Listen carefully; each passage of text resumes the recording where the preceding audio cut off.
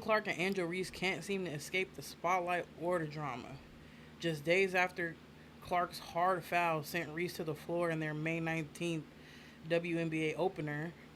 Angel Reese that Angel took exception to. So initially, Angel pushes Natasha Howard. Caitlin Clark points out the no call. Then she applies a hard foul on Reese. Reese gets up right away to get in the face of Clark. Aaliyah Boston ends up getting between them. You'll see on this angle, the initial part seems okay from Clark, but then there's a shove at the end that I think should be upgraded to a flagrant one because that seemed like unnecessary contact from Clark. Yeah. Rumors swirled that Clark filed a defamation lawsuit against ESPN's analyst Monica McNutt.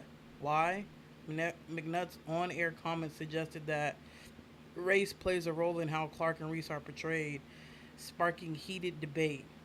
If this was the other way around, oh Lord, you can only imagine how the conversation would have gone. That's what the, statement McNutt made. Yeah. Is the media treating Clark as a victim and Reese as an aggressor? Did the flagrant foul really deserve this level of backlash? And does Clark's legal move signal a bigger issue with how athletes, especially black and white women, are discussed? Both stars keep it professional, but the conversation isn't dying down. No, it's not. So my thoughts on this, do I think... so what we all gotta still remember is the, WNBA is still a company, organization that has to garner interest and conversation and attention and views, yeah. And they know Caitlin Clark versus Angel Reese is going to bring that. Unfortunately, I don't know about on the court, but there is if you just simply go on Twitter, TikTok, anything, you'll see racist stuff. Oh, of course. Between them, not between them two, but the fans. Comments, fans, yeah. And it's more so the fans at each other's necks about them and anything. And I honestly, me personally, I don't even agree with the Caitlin Clark Angel Reese comparison anyway. Angel Reese is a big. Caitlin Clark, she's a. That's like to Very me. That's talented. like comparing from the NBA. That's like comparing Steph Curry to Isaiah from OKC. Like you're not comparing a big to Steph Curry. That conversation's dumb. What fueled this is from their college rivalry. They didn't like. Caitlin Clark had a lot of fans, but so did Angel Reese. And they didn't like how Angel Reese's team won, and they was all, she was doing back the gestures that Caitlin Clark had did in some previous games, and that's followed them ever since then. And I feel like everything that has to do with them two is blown out of proportion since they got to the league. People foul all the time. Yeah. Like, people do flagrant fouls, hard fouls, and they just make it a big deal. It's just race baiting at this point. Yeah, it is. It's a lot of race baiting going on. It's basketball. It's what you do on the court. Yes, there's going to be aggressions everywhere because you're trying to get the points down at that point. And it's from both sides. Unfortunately, it's like you see the comments. You know what I mean? And like I said before, the comparisons don't even make sense to me. I don't even understand why y'all comparing them at all. Like, Angel Reese doesn't even guard Caitlin Clark. Like, what are we comparing for real? Can we talk freaking Angel Reese? Their comments, people are just like, she's not that good. She sucks compared to Caitlin Clark. For me, when I saw the video, I was like, pass the ball every time she missed the layup or, assist or anything. And that's another thing that I've seen in WNBA games. Because I'm like, if you're not a real WNBA fan, if you just going to watch if your clips. Attention is on these two and only these two, that happens across the league. I just seen the other day another big getting their own rebound and throwing it back up. And at the end of the day, who cares? All right. If you stopping the other team from getting your miss, no matter if you miss 2, 3, 4, or 5 times, you still eventually score. Yeah. You stop the other team from getting points and you still score, no matter how many times it took you to get to that point. Like, you in the paint, you fighting, you getting your rebounds.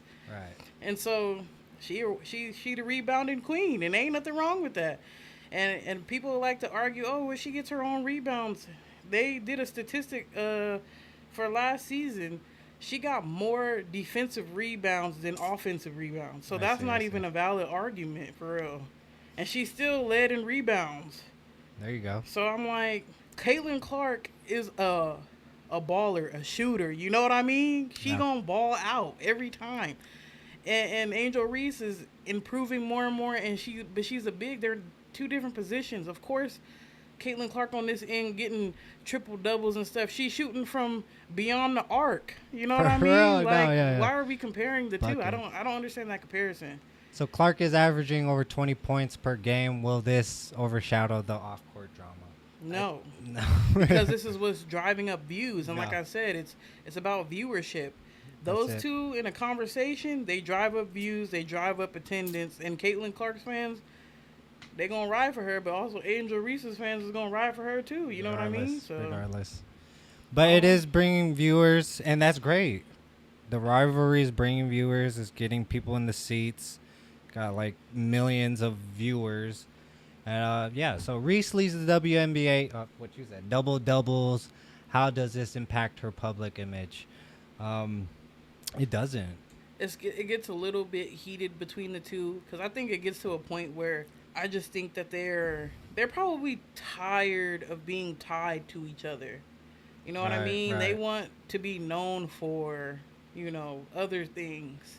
Like, we're still talking about a rivalry that happened back in college. Yeah, like, I think that's really just it, and I think everything's blown out of proportion. But like I said, it's about viewership, and as long as the WNBA can get viewership out of it, all the media outlets are going to push it because it's bringing in money. So I know everybody's tired of it, but if you so tired of it, stop engaging. Once you stop engaging, once y'all stop clashing about it and stop paying attention to it, they'll move on to the next. But as long as y'all give it attention, it's going to be here to stay. So this lawsuit defamation is not for sure. There are rumors going around that it is, but I don't see how it is defamation in a way against McNutt. Comments. It's probably. I don't think it's. It's probably rumors because, like I said, if it's that easy for athletes to start filing lawsuits, a whole bunch of these talking heads gonna have lawsuits filed against them, and that's what they are, just talking heads. So like Stephen A. Smith and LeBron. At the end of the day, I'm interested to see them both grow as a player.